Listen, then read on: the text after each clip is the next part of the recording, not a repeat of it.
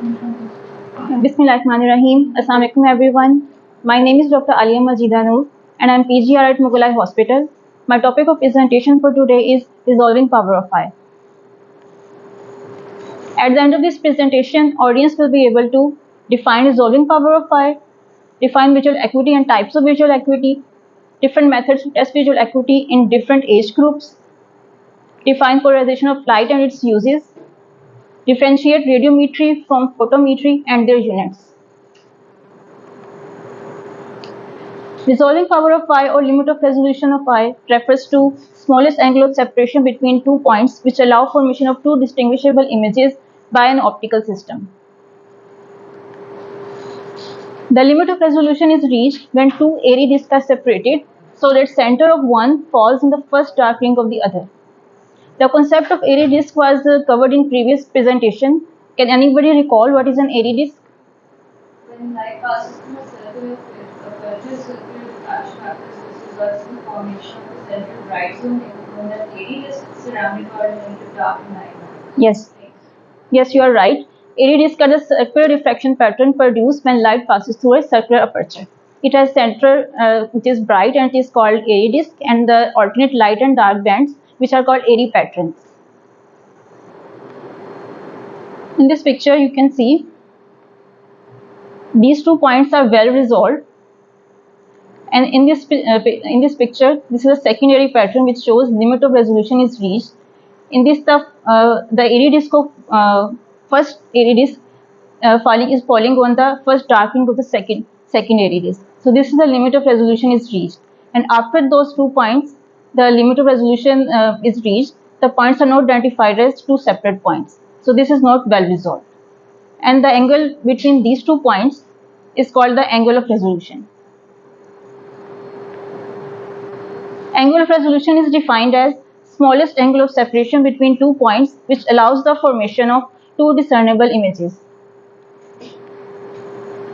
Now we will discuss visual acuity, its different types, and different tests which are performed to test visual acuity. Visual acuity is the measure of ability of eye to distinguish shapes and details of object at a given distance. Normal visual acuity is 6.6 when measured in meters and 20/20 when measured in feet. There are different types of visual acuity. Contrast sensitivity is the ability to discern a figure from its background. Color sensitivity is ability to perceive different colors, and depth perception is ability to judge distance of an object, which is 3D vision. And glare sensitivity is decrease in visual acuity due to bright lighting. We will be discussing all of them except color sensitivity because it was covered in last presentation.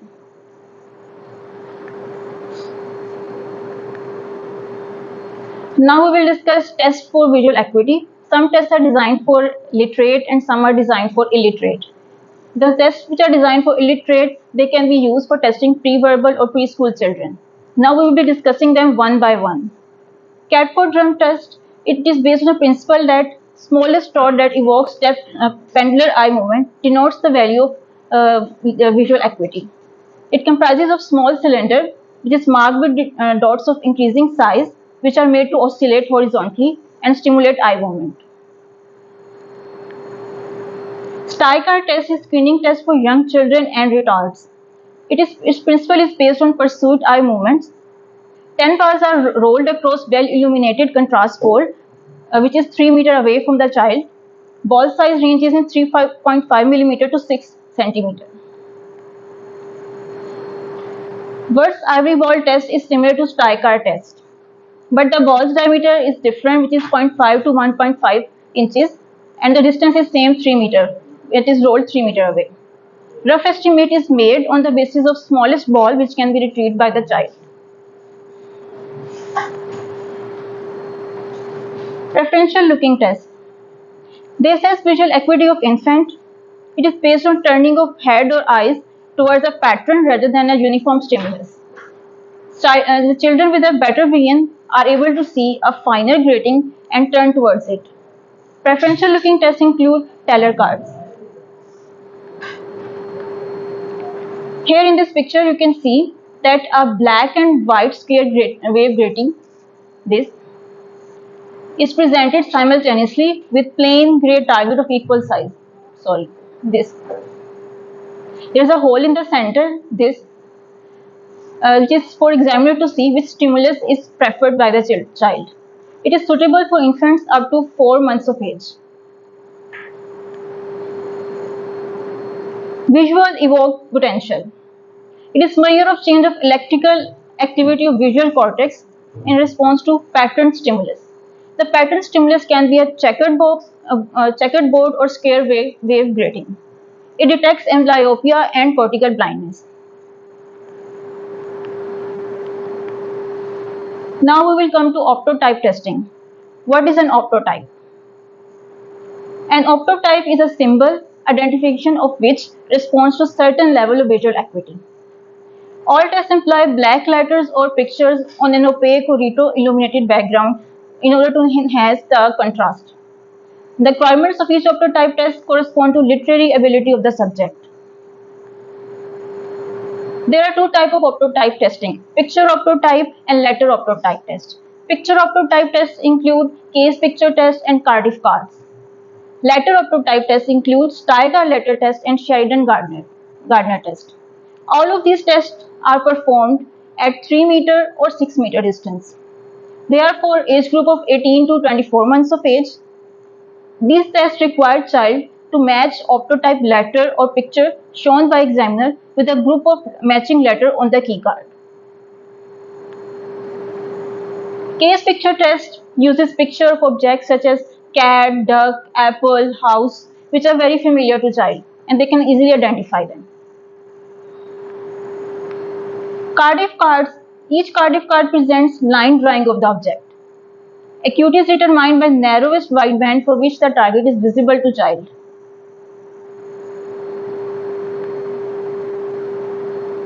Steiger letter test. It uses letters which are first recognized by child: H, O, T, V, and X. It tests children up to 3 years of age.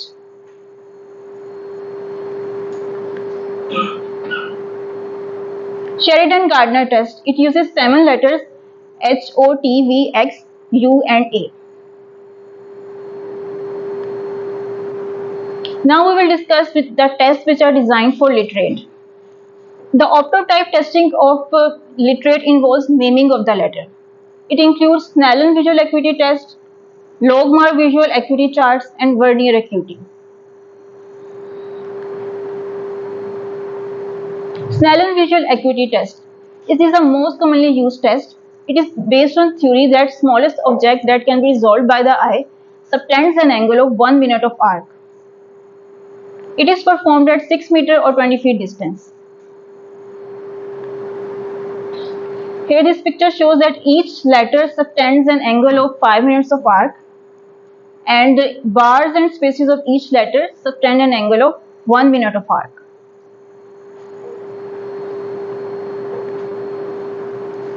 But there are some flaws in Snellen chart. The number of letters are progressively increasing from top to bottom, as you can see. At lower visual acuity, there are fewer letters. At lower visual acuity, there are very few letters, but at higher visual acuities, you can say there are very large number of letters. There is no regular spacing between rows. It doesn't produce consistent results. Logmar is abbreviation of logarithm of minimum angle of resolution chart. It is more precise than Snellen chart as it addresses the flaws in Snellen. It is used in clinical trials as it gives consistent results. It can be scaled for near vision. It is recorded as base 10 log of Mar. Its only drawback is long testing time. As you can see that there are same number of letters every line and there are regular spacing between rows and letters.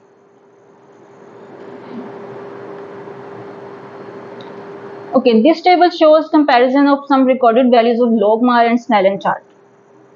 Snellen notation in UK is in meters and it is 6 by 6. And Snellen notation in USA is in feet and it is 20 by 20 for normal vision. In decimal column, there you can see there are values which are actually Mar, and Mar is the minimum angle of resolution. At 6 vision, you can see the Mar is written as 1 As I have told you earlier that bars and spaces of each letter subtend an angle of 1 minute of arc. When you take base 10 log of 1, it is 0. So corresponding value of 66 billion in logmar chart is 0.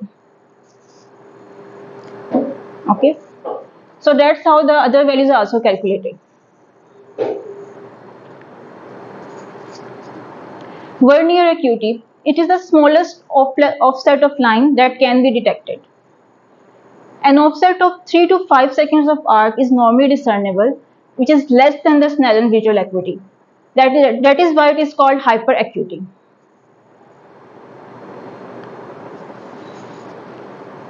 Now come to near visual acuity testing. It includes two types of system, British N system and Jagger charts. Near vision is tested at 25 to 30 centimeter. There are two kinds of notation, N notation and M notation. N notation refers to record of what patient reads as per font size printed, and Times Roman is the standard font used. And M notation is preferred and it refers to letter height that corresponds to a visual angle of 5 minutes of arc at a distance of 1 meter. So basically the N notation is the point size of the Times Roman font. N6 means that it is 6 point size of Times Roman font and 8 is the 8 point size of the Times Roman font. So it is not very systematic. While M notation defines the height of the letter, which is it forms an angle of 5 minutes of arc at a distance of 1 meter. These are the English test type and Chagall charts.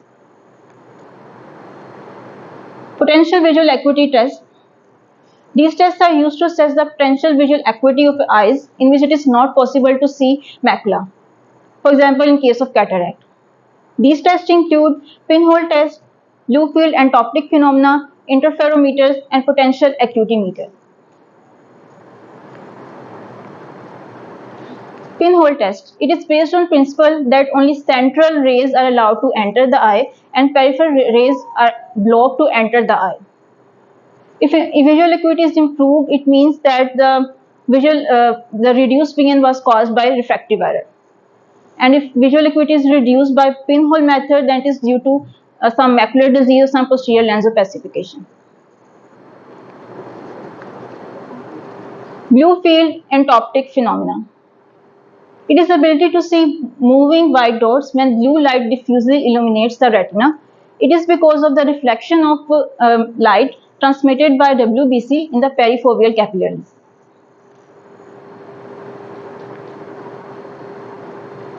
Interferometer projects laser light from two sources onto retina.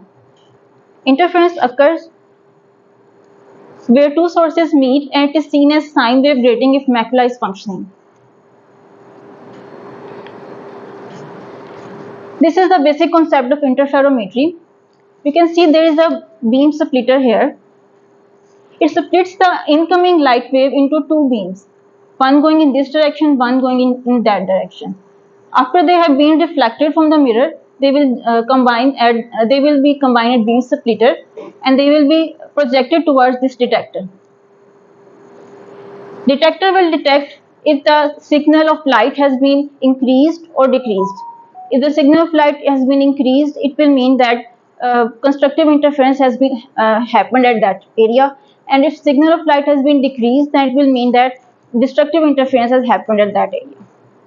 This is the principle of optical coherence tomography, OCT. Potential acuity meter. It is a small device that mounts on slit lamp that projects an image of Snellen visual acuity chart onto retina through a small aperture. Patient reads the chart to the best of their ability. Now we will discuss contrast sensitivity and different tests to test that contrast sensitivity. Contrast sensitivity is the measure of amount of contrast required to detect or discriminate an object. It is measured using a sine wave grating as alternating light and dark bands. Narrower bands have higher spatial frequency and broader bands have lower spatial frequency. Contrast sensitivity is reduced in diseases like cataract, glaucoma, and optic neuritis. Now, the different tests to check contrast sensitivity. These include Pelly-Robson contrast test chart, and Vistec chart. Penny-Robson contrast test chart displays letters that have decreasing level of contrast to their background. Vistec chart, it has 40 circles which has different sine wave grading and different level of contrast. Subject must indicate orientation of the circle. Glare testing. Glare is scattered light which reduces visual function. It is predominant symptom of corneal edema, scarring, cataract, or posterior or opacification of posterior lens capsule. Glare testing involves measurement of visual functions such as visual acuity, color testing, contrast sensitivity in the presence of glare. Now we will discuss in detail stereoscopic vision and different tests which are used to check the stereoscopic vision. Stereoscopy is the ability to fuse slightly dissimilar images, one formed on each retina, with perception of relative depth on the basis of this image disparity. It is a property of binocular vision. It is graded according to least horizontal disparity of retinal image that evokes depth perception. It is measured in seconds of arc. Normal stereo acuity is 60 seconds of arc, but may be better than 15 seconds of arc. 1 degree is equal to 60 minutes of arc, and 1 minute of arc is equal to 60 seconds of arc.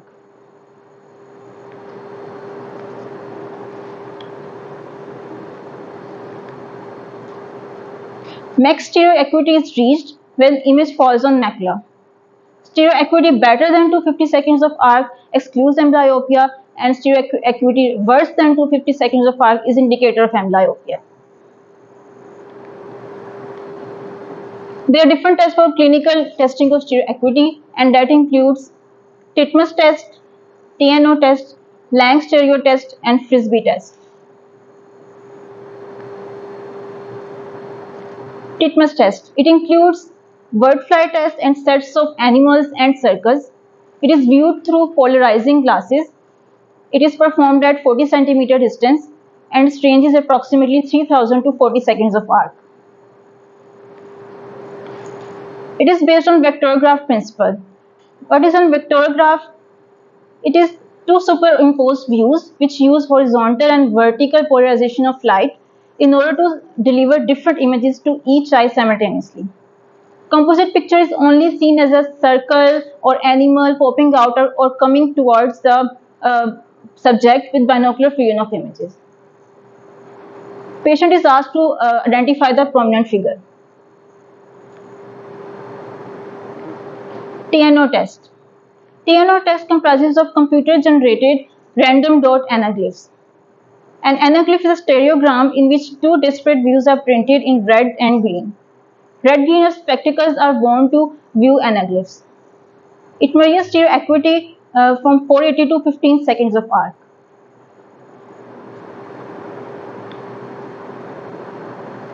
TNO test consists of 6 test plates. Each plate contains some images which are appreciated by binocular fusion of images, and some are appreciated by monocular fusion of images. Monocular vision.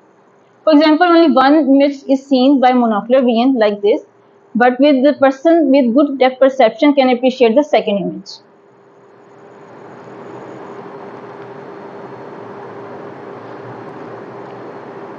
Lang stereo test. It comprises target made up of random dots which seen through cylindrical lens as fine vertical lines by monocular vision and 3D picture by binocular vision. Stereo acuity range from 1200 to 550 seconds of arc.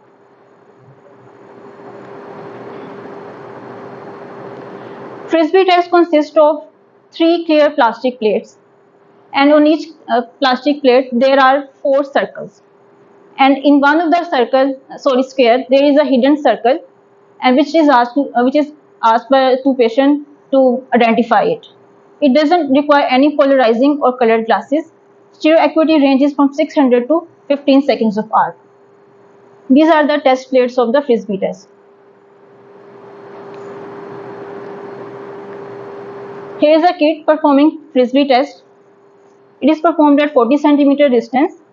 and the kid is identifying the hidden circle in one of the square.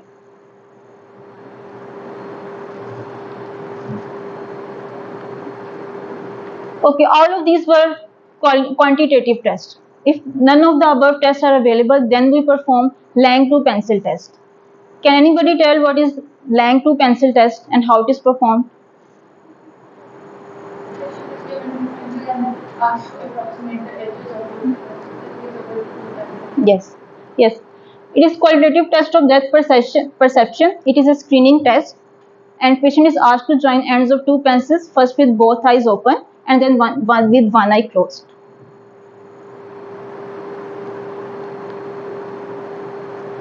Now we will discuss polarization of light. Ordinary light wave is unpolarized, that is, its particles are vibrating in more than one plane. The polarized light is the light wave which is vibrating in one plane only. It is produced from ordinary light by two methods.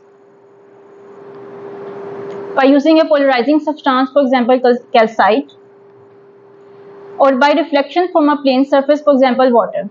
When angle of incidence become equal to the polarizing angle of a substance, which depends on the refractive index of the substance. Here in this image, you can see that a polarizer is used, which is converting the incoming unpolarized light into polarized light. Here, the incoming unpolarized light ray is converted into reflected into polarized light. Most reflecting surfaces encountered in daily life are horizontal. It is possible to make polarized sunglasses to exclude selectively reflected horizontally polarized light. It reduces glare from seas, snow, and wet roads.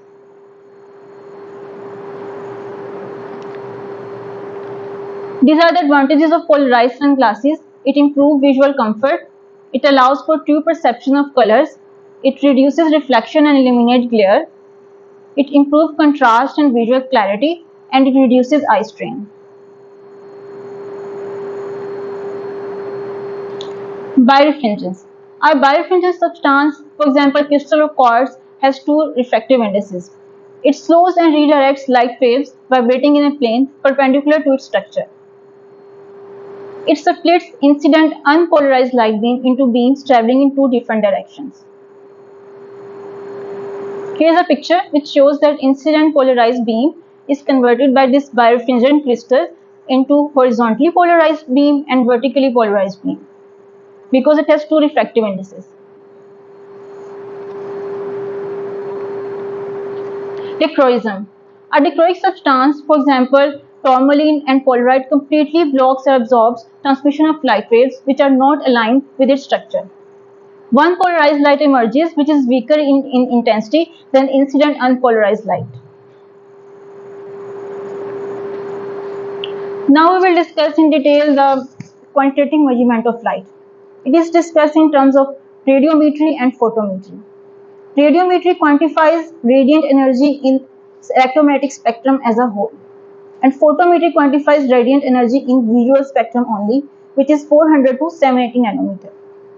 So radiometry is like a big term and it involves photometry, and photometry is a part of the radiometry. Before discussing different units of the photometry and radiometry, we have to know the steradian. A steradian is a unit of solid angle and is defined as solid angle subtended at center of a unit sphere by unit area on its surface. Now these are the radiometric units and the photometric units. They will have the same definitions except for the part that radiometric units the light will be falling in any spectrum of the electromagnetic radiation, and in photometric units the light will be only in the visible spectrum. So I will discuss them one by one. The flux is the amount of light, total flow of light coming from a source in any direction. It is called radiant flux when measured in watts, and it is called luminous flux when measured in lumen. The radiant intensity is radiant flux per unit solid angle, and luminous intensity is luminous flux per unit solid angle. Its unit is candela and is measured as lumen per steradian, and radiant intensity is made in watt per steradian. So actually, this is the flux was the amount of light coming in any direction. When you add an angle, you are actually giving a direction to it, then it becomes the intensity.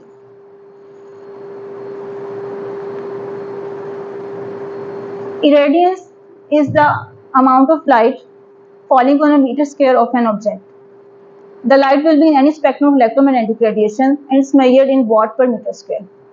And the visible light falling on the meter square of an object is called illuminance. And its unit is lux, which is lumen per meter square. Radiance is the amount of light emitted from an object per solid angle per meter square. If the light is in any spectrum of electromagnetic radiation, it is called radiance. And if it is in only in the visible spectrum, it is called luminance. And it is made in candela per meter square.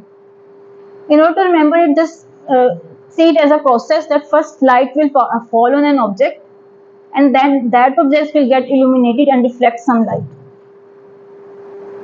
That way it will be easy to remember these two definitions.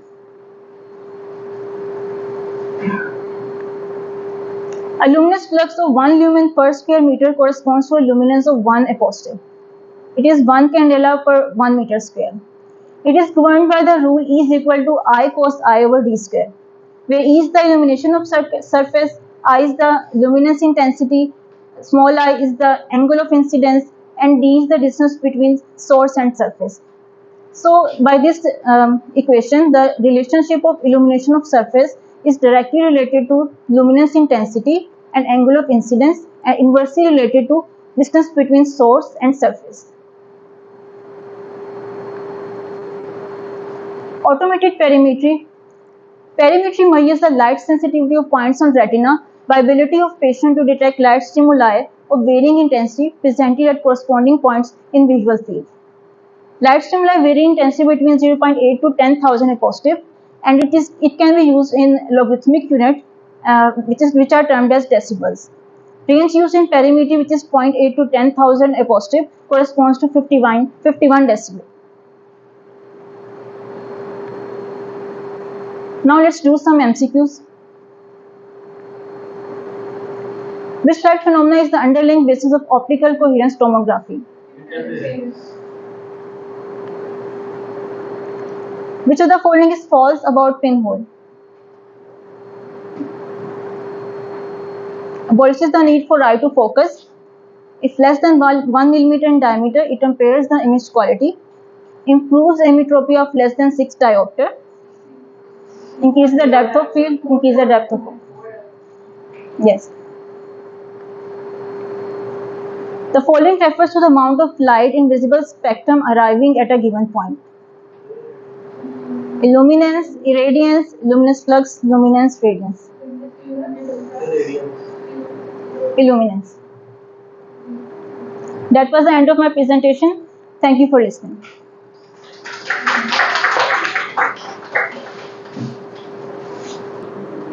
So good presentation, very extensive, very thorough.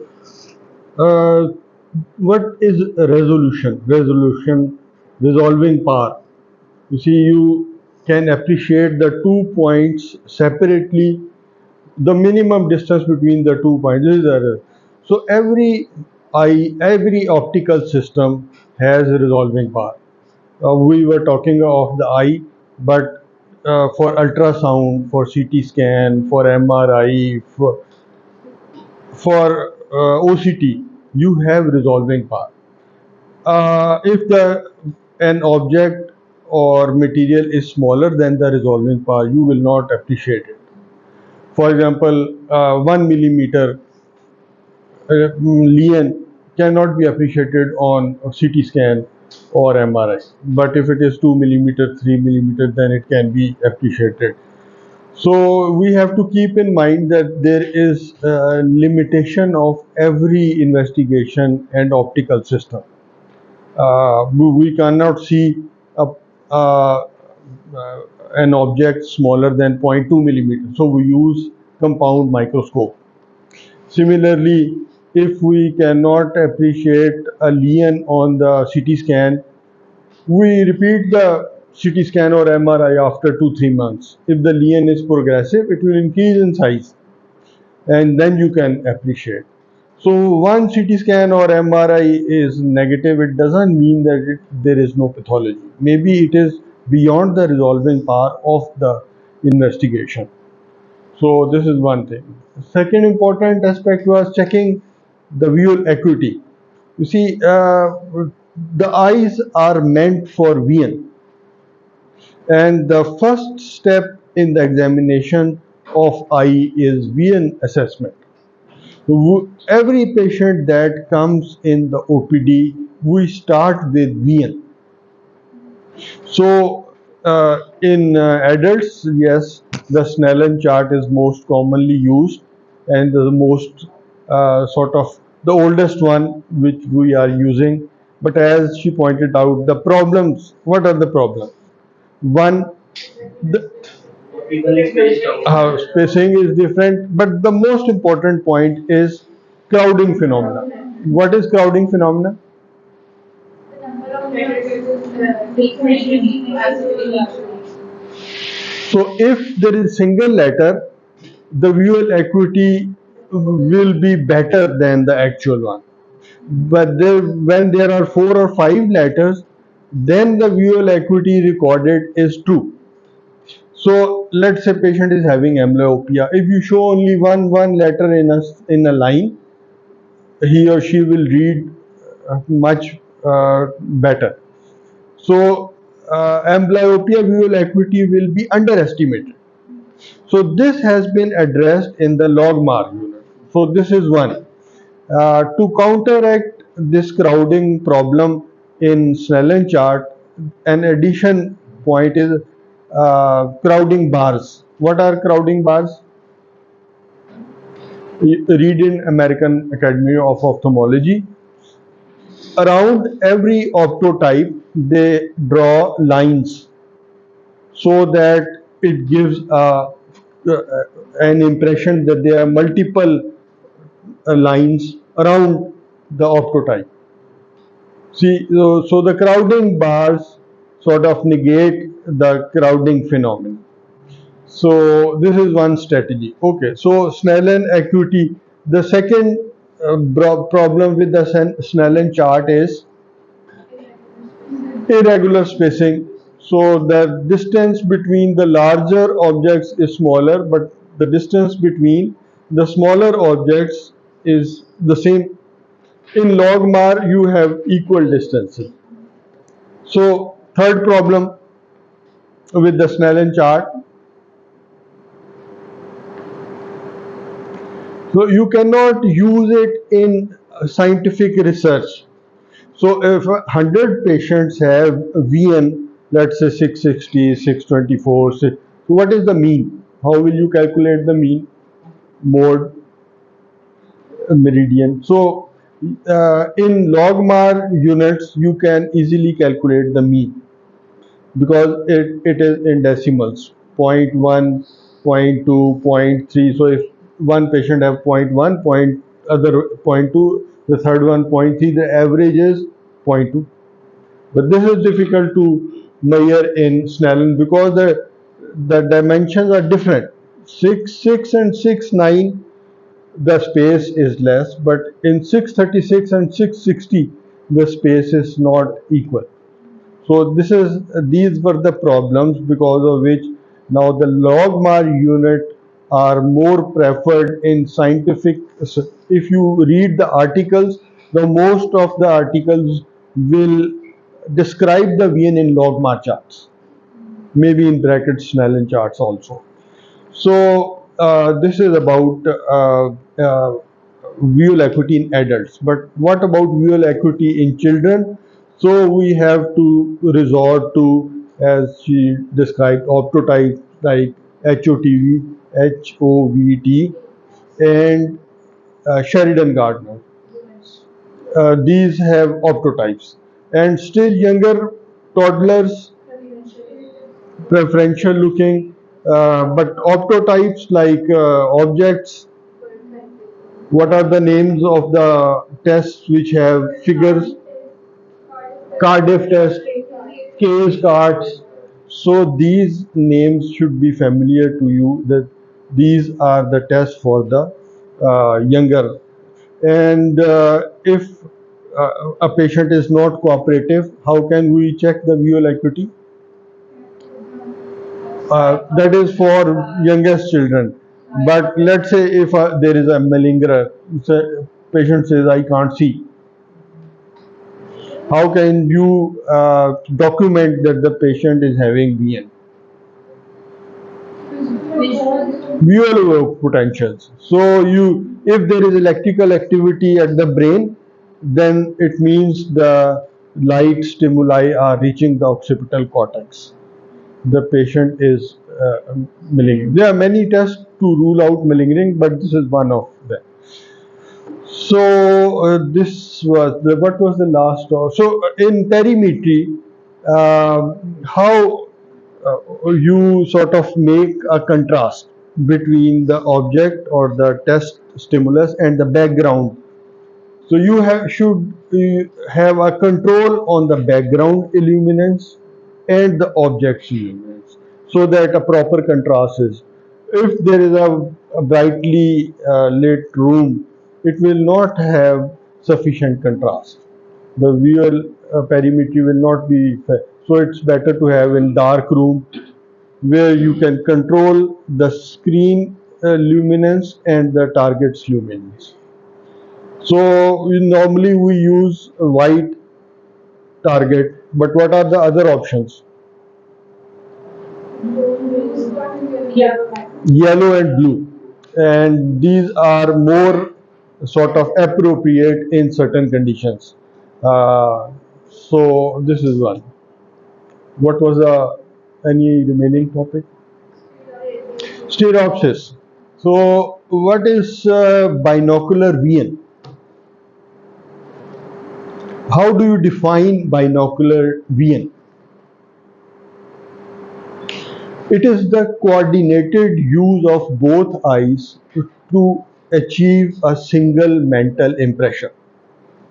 So one eye is looking at side of the object, the other eye is looking at the other object, but the brain perceives it as one object. So this is binocular vision, using two eyes to gain one image.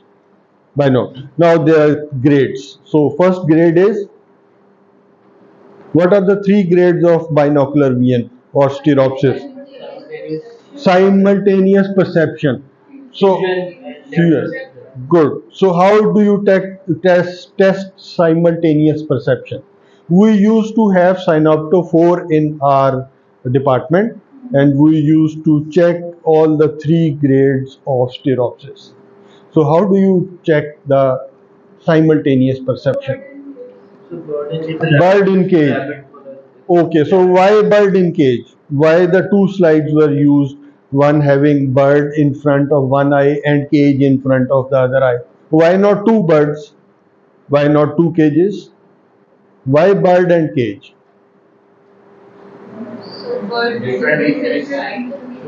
So bird stimulates the fovea and the cage stimulates the perifoveal region. So it is difficult to fuse the two foveal images. It is possible to fuse a foveal with an extra foveal image.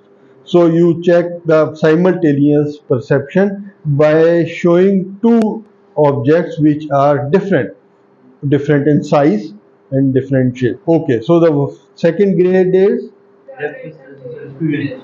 fusion. So how do you check fusion? Okay, so two objects having some missing details. One rabbit having flowers and one rabbit having tail. So when you fuse the two similar objects, then you can see one composite picture, a rabbit having flowers and tail. Okay, so this is fusion. The third grade is depth perception. So how you check depth perception? Bucket. So if you can see that there is a bucket having a closer end and a farther end, then you can appreciate the depth and Why you can appreciate the depth? What is the logic? The logic is that both eyes see the object from different angle. One eye sees from this angle, the other eye sees from this angle, and the brain fuses the two images to produce a three-dimensional picture. If you cover one eye, the you will have two-dimensional view. You cannot appreciate the depth. Traffic light आप road पे जाएं, so if you have both eyes functioning you can appreciate the depth more. If you cover one eye then you appreciate the depth less. Just the clue is the size of the objects, but if by using two eyes you have two views of the same object and you can see which one is closer and which one is farther. So very well done. Thank you very much. Any question, comment?